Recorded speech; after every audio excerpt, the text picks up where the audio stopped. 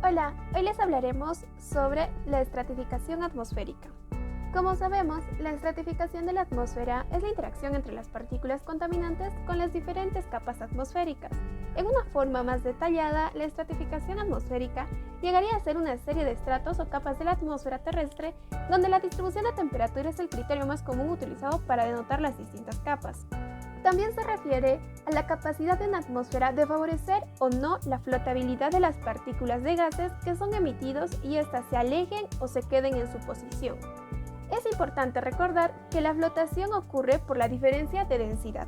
Teniendo en cuenta el concepto de estratificación atmosférica, podremos decir que esta se divide en tres partes y son estratificación inestable, estratificación estable y estratificación indiferente.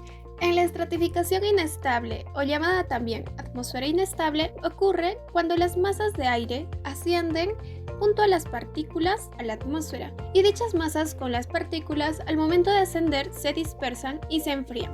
La estratificación inestable favorece la dispersión de contaminantes ya que presenta condiciones atmosféricas inestables, como vientos y turbulencias. Dentro de la inestabilidad atmosférica intervienen tres gradientes, y estas son gradiente vertical térmica, donde la temperatura varía 15 grados Celsius por 1 kilómetro, gradiente adiabática húmeda, donde la temperatura varía 6 grados Celsius por 1 kilómetro, y gradiente adiabático seco, donde la temperatura varía 10 grados Celsius por kilómetro. La curva que se observa en el gráfico indica la variación de la temperatura por cada kilómetro. Y recordemos que mientras más inestable es la atmósfera, más dispersión de contaminantes habrá.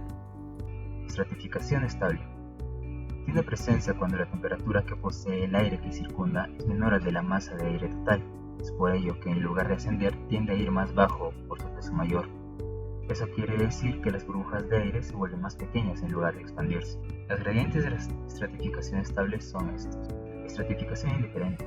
No tiene diferencia entre el gradiente vertical térmico y el gradiente adiabático seco. También el aire se enfría a razón de 1 grado cada 100 metros. Otra característica que posee es que los contaminantes pueden o no pueden dispersarse de manera efectiva, debido a que es indiferente. Los gradientes de estratificación indiferente son estos. El gradiente adiabático es la variación de temperatura que experimentan las masas de aire en movimiento vertical. En condiciones promedio, disminuye 6.5 grados centígrados por cada 1000 metros. Sin embargo, la humedad afecta este gradiente. Si no se produce condensación en la masa de aire, se denomina seco y es de menos 9.8 grados centígrados por cada 1000 metros de elevación. Cuando se condensa el vapor de agua, se denomina gradiente adiabático saturado y su temperatura es de 5.5 grados centígrados por cada 1000 metros.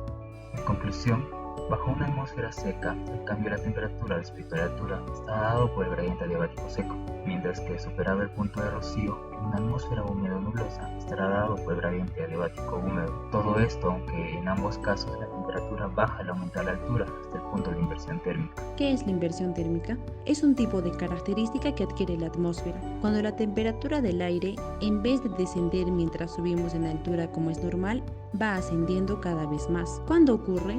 Ocurre cuando el calor que recibe el suelo por radiación durante el día se pierde de manera acelerada durante la noche y las capas de aire cercanas a él se enfrían más rápido que las capas superiores. Cuando el aire se mueve con normalidad, hace circular grandes cantidades de polvo, humo, partículas suspendidas, eliminando la contaminación. Por esto, cuando la inversión térmica inmoviliza las capas inferiores cercanas al suelo sobre una ciudad, quedan atrapados los contaminantes suspendidos y la población se expone a respirar un aire más contaminado. Cambios de temperatura.